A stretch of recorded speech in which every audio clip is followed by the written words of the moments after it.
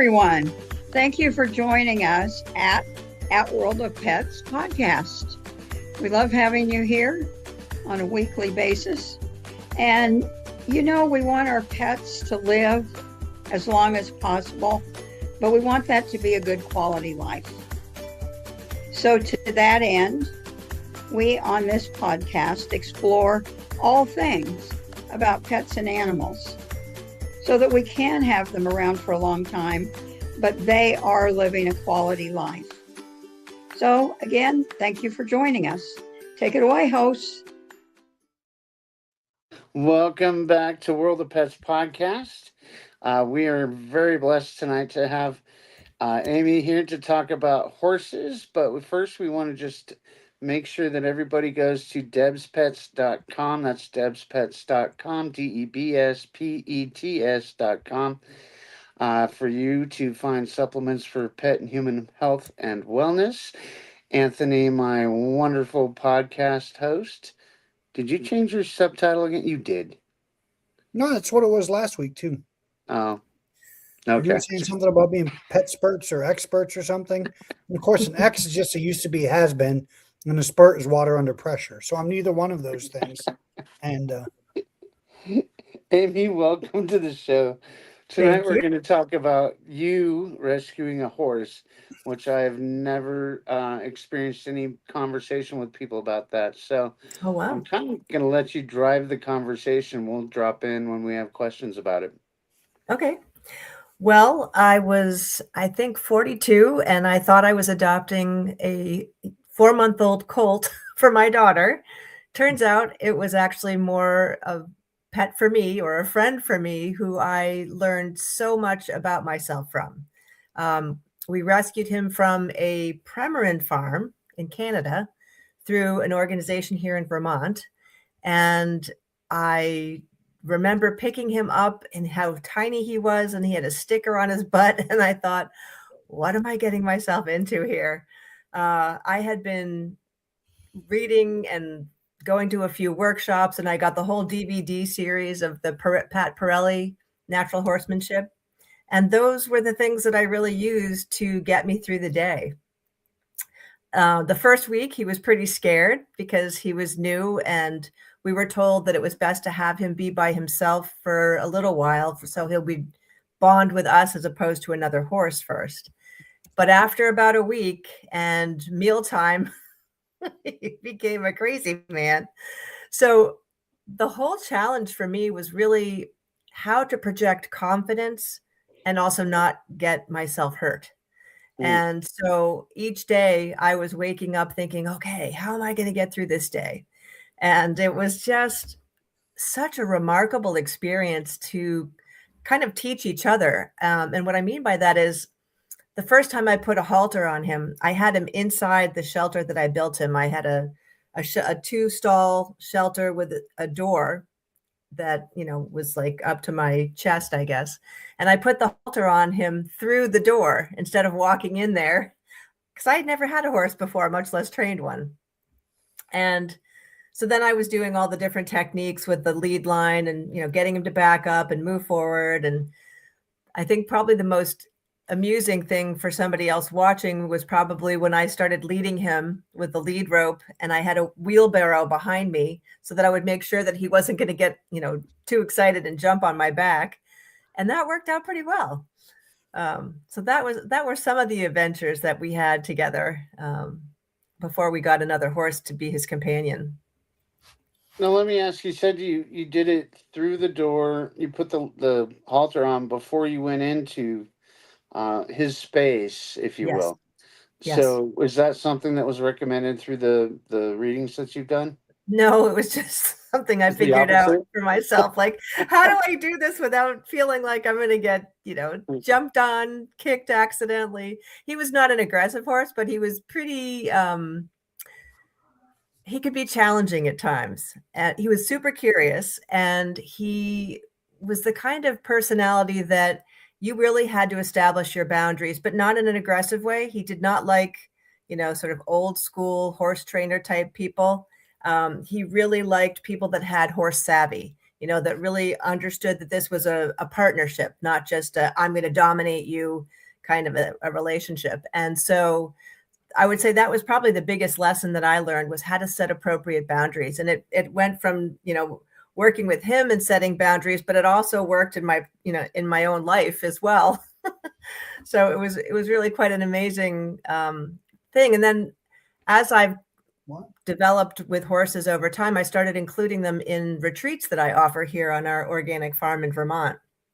And what I noticed was just such a profound awareness that people had about themselves after working with horses. Like, they could see themselves differently. And one of the examples I have of that is I did a retreat with some female veterans about 11 years ago. Actually, it was female veterans and non-veteran women. And we did a bunch of different experiences with horses. And this woman who's a friend of mine, who's also a horse whisperer. And I remember this one veteran woman was trying to walk a horse with a lead line, but the horse was really walking her. And she remarked, "Oh, wow, he reminds me so much of my son." And I think her son was 3 at the time. And so she started to notice that, wow, I'm supposed to be the one leading this horse, not having the horse, kind of pulling her along. And so that just kind of gave her some interesting insight into how she was showing up. And, this is a woman that was trained as I think she worked, forget which branch of the military, but anyway, trained to be a leader. And so it was a really interesting experience for her to notice, how she was being treated by the horse because of how she was being with him. So can you expand on that just a little bit, just for clarification? You're talking about the horse you adopted now communicating with a full-grown horse. Is that what I'm assuming? Right. So actually, I was shifting to a different horse, not my own. So Okay. in this retreat, we used my friend's horses because they were Okay. experienced with all these different techniques that she did with people. But I'll give you a good personal experience because it'll be easier for me to explain it. So my daughter had a very serious, life-threatening health problem at one time. And we had gone through like 22 days in the hospital and all these different treatments, and she's okay now. But I had come back, and another friend of mine who's also a coach and works with horses and I were doing a session, and there was this big, beautiful white horse named Freedom that I was going to work with. And what we did with her was we had a round pen. Do you guys know what that is? Round pen. So it's like a circular thing of fence so that you're inside with the horse. Mm-hmm. So I was supposed to walk inside with this giant horse. And I, had experience by this time. I think my horse Coco was probably, at least 10 by that time. And this horse Freedom was running around and acting like a crazy man. And I thought, wow, I really don't feel that comfortable going in there. So I said to my friend Janice, I said, "What's up with Freedom? This is really kind of a little bit scary behavior." And so she said, "Okay, why don't you just turn around, put your back to Freedom, and let's talk for a few minutes." And so I think we spent maybe 5 or 10 minutes talking, and I told her kind of what was going through my mind about, this experience that I had just been through with my daughter. And then I just started to take some deep breaths and kind of just chill out and be present in the moment instead of in my head thinking about all these worrisome thoughts. And then I turn around and I see Freedom is just standing there looking at me. He stopped running around and going crazy. And I thought, that's interesting. Now, I've done this before, so I should have known that my own energy was going to have an impact. But I was so caught up in the moment of that, thinking and talking. So then I walk into the round pen with him, and he's just standing there, and then he starts to follow me around, and I can pet him. And the next thing I know, he's down on the ground looking at me, just putting his feet up in the air in this completely vulnerable behavior. I thought, oh my gosh, this is really incredible that, in 10 minutes, I shifted myself and that completely shifted his behavior. So that's one of the many examples of, what can happen when you interact with horses, because they are just incredibly attuned to everything in their environment, right? Because their safety depends upon it. And so they're sensing I mean, they can even sense your blood pressure, and they know when you're scared. And so a lot of times what I've noticed with people that kind of act, tough and macho with horses is I think that sometimes they're scared, but they're trying to overcompensate and, act as though that they're stronger feeling than they actually are. And so That's not that was just with something that I was horses. really careful about with my horse, Coco, is I wanted to be sure that I could be authentic, right? So if I was going to be working with him, I didn't want to just pretend that I was feeling confident. I really had to set the situation up like with the wheelbarrow dragged behind me so I could feel like, okay, well, at least there's a space between us. That's not just with horses. There's an old saying that says, if you got to tell everybody how tough you are, you're probably not as tough as you think you are. So, Yeah. that's not just with horses. I call that LMS, little man syndrome. That's not just Oh, with that's a horses. good one. So, yeah. Yeah. Yeah. That's very true. Yeah, I mean, I think we see that all the time that, a lot of times the most insecure people have a lot of bluster. Yep. Absolutely. Yeah. Well, Interesting. and they're afraid to turn their back to other people, by the way.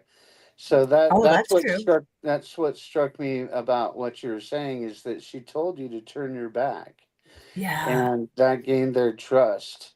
So that's a remarkable thing that now that I think about it, that is very important, even with dogs or whatever. Yeah. If you can walk away from a situation feeling unthreatened, not like you're trying to be the alpha, Right. that's significant. That's really good. So, I have a question going back to the beginning of our Sure. time today. If a horse jumps on your back, does that give new definition to horseback? You don't want a horse jumping on your back, that's for sure. Oh, that's not what they mean by horseback riding, because the horse is riding on your back? I don't think so. Oh, yeah. Have either of you worked with horses or ridden horses before? I have a long time ago ridden horses. I haven't worked with them yet. I do. It is my goal when I retire. My son is currently in the third grade. So after he retires, it is to buy land and have an equine assisted therapy ranch that focuses on veteran services, as well as No way. partnering with other nonprofits like churches and schools and things like that to do like Oh, that's real awesome. authentic cowboy type retreats and things of that nature. But the purpose of the ranch would be to provide that equine assisted therapy that the veterans would basically be the cowboys that run the That's whole awesome. ranch and work with the animals. Do So you that know the is work of my Monty goal. Roberts? What's that? Do you know the work of Monty Roberts? I am not familiar with that. No. Well, definitely check him out. He was the person that the Horse Whisperer movie was kind of modeled after. He does something called Join Up, which I've also done with other people in my retreats. And again, it's the round pen, but this time it's really different. This time, my Horse Whisperer friend Peggy goes into the pen with this whoever turn it is, right? And there's a horse in there with them.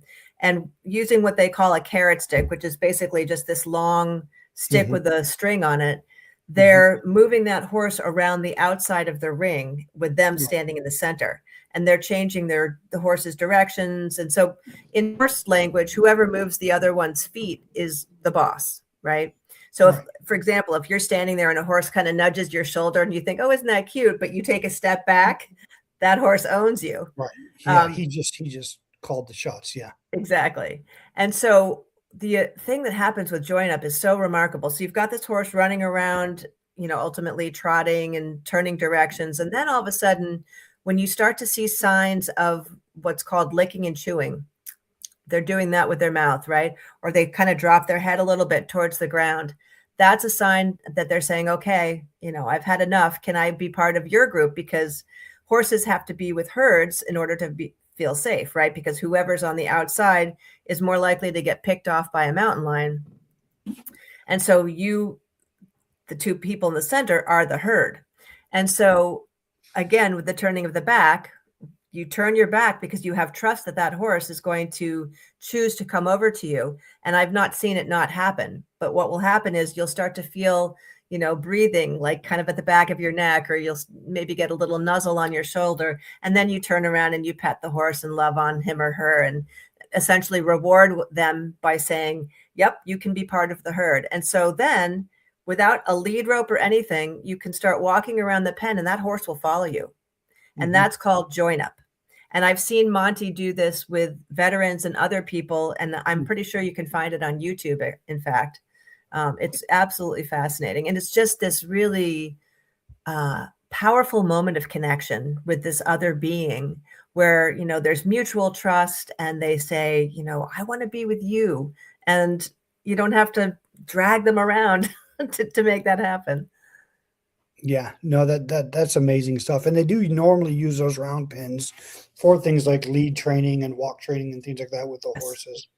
And so that's not all they're used for. It's not exclusive, but it's primarily things like that, different type of trainings like that those round pins are used for.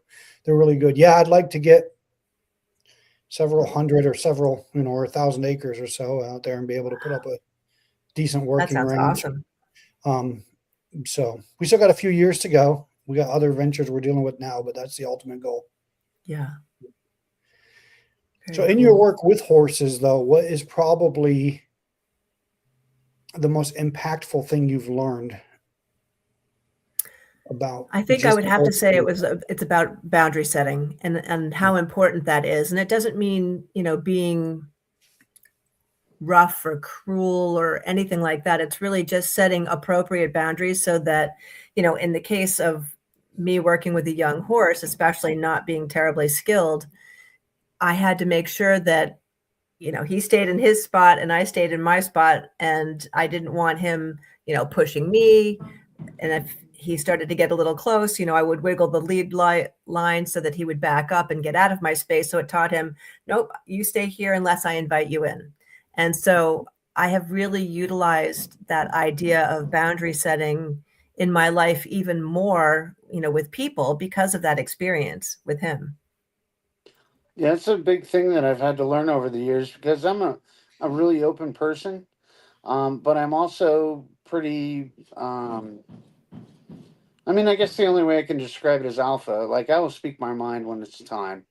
I'll put up with a lot in the meantime, but I like the way you put that because you know when you're setting boundaries and you're starting in a circle, right? That's going to be a contained area and all that stuff, and then you can finally open that gate and take them out, and then go into the whole space.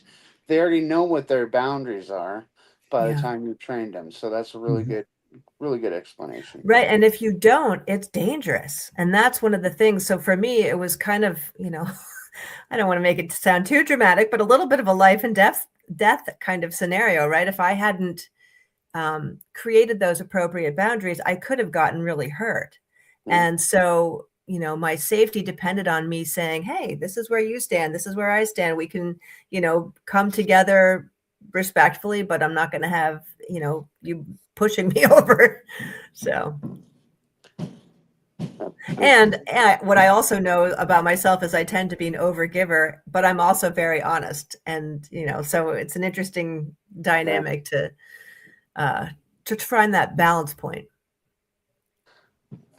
If you hear some thumping, it's because my flooring is getting installed upstairs. Anyways, that's a great parallel because having that balance and being able to communicate that, you know, whether it's through your physical behavior and mannerisms with animals, or whether it's through words with people, it's absolutely important to be able to bring that balance. Oh yeah, absolutely. Well, and I think we humans don't necessarily realize how much we depend upon body language, which is how horses are reading us all the time.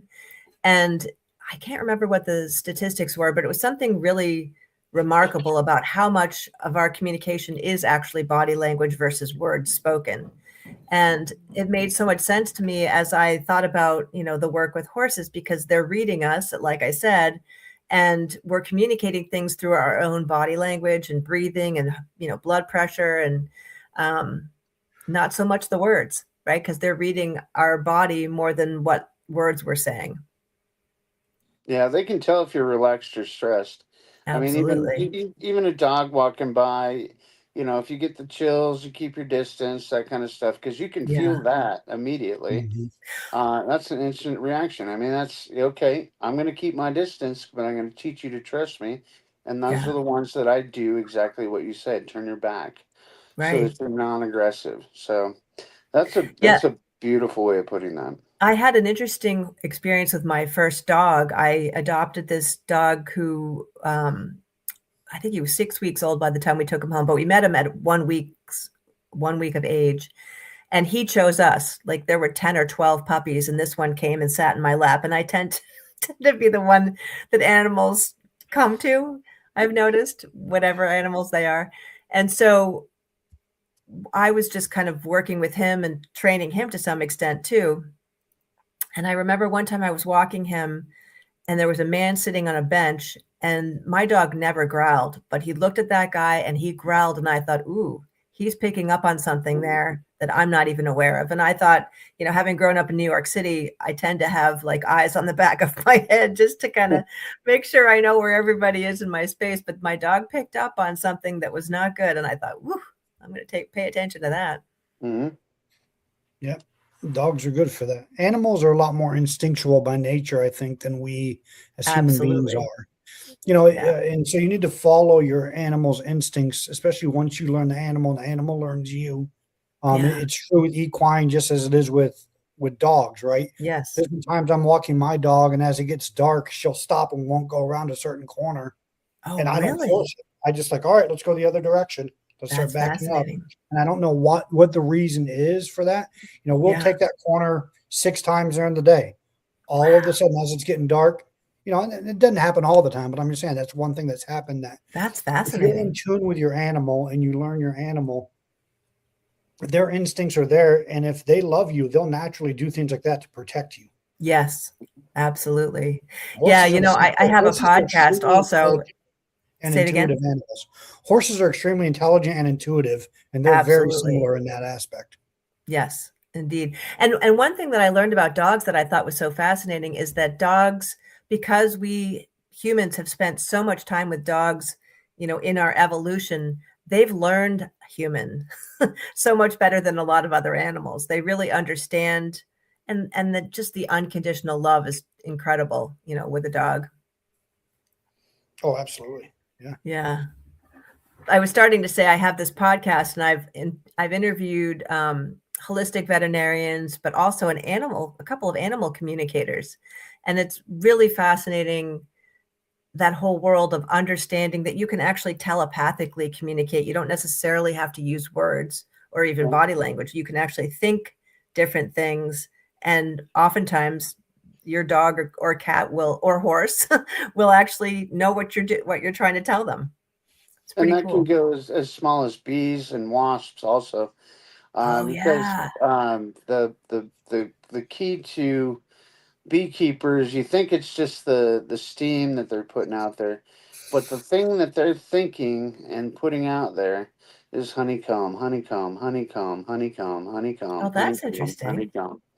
So they're know you're bringing peace to their environment. Right. And I've avoided many bee stings and wasp stings since the last time I got wasp stings, because I looked up how to prevent it, and that's what came up. Wait, so tell me that one, because I've had an issue with wasps in the past. What's the way? You put it out to your mind. Honeycomb, honeycomb, honeycomb, honeycomb. Instead of thinking, oh my gosh, this thing is going to sting me. Exactly. Oh, that's fascinating. You just now I want a bowl of honeycombs. Yeah, I know, right? The cereal. Bring some fresh cream. You're speaking it into existence, dude. Late night snack. I don't even have any now. I got to go to the store. Thanks a lot. You're welcome. No problem. I don't want to go anywhere. Goodness. But yeah, that was one of the fascinating things that I found, just in my basic research. When people are really in tune to the animals that they're harvesting from, I think is what it is. Yeah. Then they learn a way to think that way. And so if there's something that's important to that particular insect or animal, you can literally control them to like either stay away or come love you. Fascinating. Kind of thing. So it's a real thing. I could go way deep into this, but Not for Deb's podcast. A podcast for another day.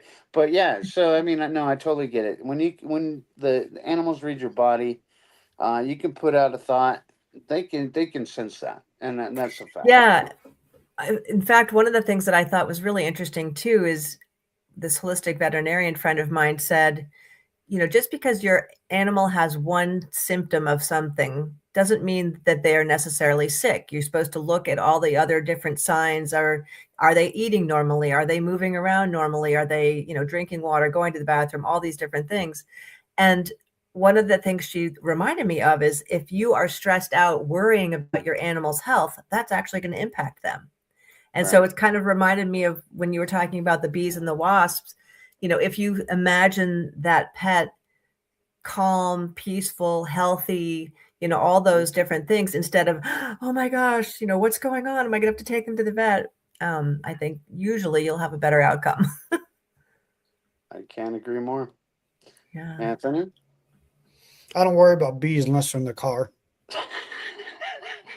And then I start sounding like the Secretary of Defense, like, you mess with the wrong person, your life is at risk, like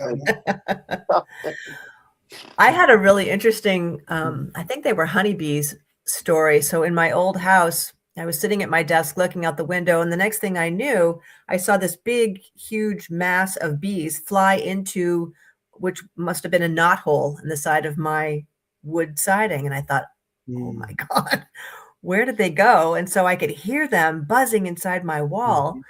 And I thought, that doesn't sound like a good thing to have bees in my wall, especially if they're making honey. So I called a local beekeeper and I asked him if he could come over and get them out. And so he built this staging and got the queen and then put her in a new box, and all of them went, in the box, and he was able to take them back to his place. And he said that they were, some of the nicest bees he'd ever met. And I thought, well, isn't that interesting?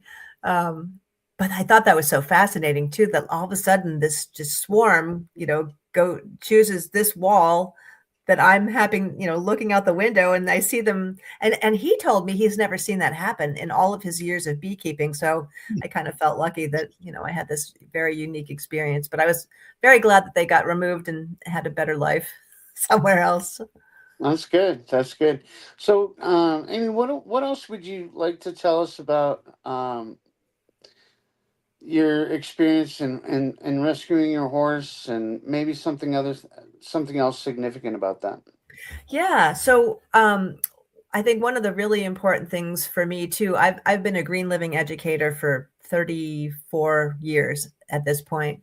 And so one of the things that I really wanted to make sure I did was feed my horse and keep him as healthy as possible, but not using a lot of chemical types of input. So, that meant eating hay and grass and hardly any grain, really, because grain can be very inflammatory producing. And then just getting him, natural salt for a salt lick, and letting him choose different minerals, and, giving him organic carrots and apples for treats periodically. And yeah, so I think that was another piece that, I do that with my daughter, or I did that with my daughter when she was little, and any of my pets. Like, I have 2 dogs now, and I make their food for them. So they're getting all homemade stuff. So I feel like the same kinds of life strategies that I'm using to reduce toxins, I also used with Coco. It's very good. I mean, that's a life lesson for people too, by the way. But Yeah, that's also why especially in we're this here. toxic world that we live in, right? Yeah, that's also why we're here. That's why we teach pet and human health and wellness. Yeah. It's a big thing, and the animals know when you're giving them good food, and Oh, yes. they also know when you're eating good food, and then they want to have a snack while you're eating your good food. Yep. Yeah, one of my dogs sits right at my husband's feet because he knows he's going to drop crumbs, not necessarily on purpose. So any services that you provide that you'd like to tell the listeners about, go ahead and let us know what the Sure. services are and how they can find you. Great. So the best place to find me is on my website, which is greenlivingnow.com. And I have the Green Living Now podcast, which you can find on YouTube and all the big podcast platforms. And I interview people all about holistic health and green living and sustainable agriculture. And I offer courses. My signature course right now is the Your Non-Toxic Kitchen Reimagined. It's like a really short way to look at your kitchen differently and have a framework for making decisions so that you don't always have to, ask an expert or get, so stressed out and overwhelmed because this new study just came out, or a company that you love the product from just got bought out by a corporation. So this is really teaching you how to look at your kitchen in a totally different way and reduce toxins. And that's things like, trying to limit your exposure to plastic. That's one of the big things that I think is so important. Yeah. Microplastics are definitely a problem. Yes, they are. Don't drink from bottled.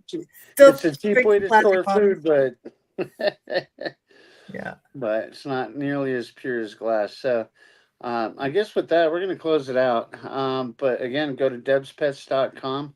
That's DEBSPETS.com. You can say hi to Pate and Pooh on your way out. And Anthony, with that, give us our closing. As always, you are loved, valuable, and appreciated, and we want to do anything we can to help you. We'd rather have that 3 a.m. conversation than to hear your name in the headlines the next morning. So please feel free to reach out to us. Anything we can do, we will do. Anything we can't do, we'll try to help as best we can. So please feel free to reach out. And as always, thank you for being here, Amy. We appreciate you putting up with us. My pleasure. Yeah, we let David off of his lead today to come out and do the show. And, so. All right, guys. God bless you. Thank you so much. You too. Thank you. I'm glad that you joined us for At World of Pets podcast. We would like for you to take a look at what our sponsors have to offer, and that sponsor is debspets.com. You can access it through the QR code, or you can just go to the website. So thank you for joining us, and hope to see you again next week.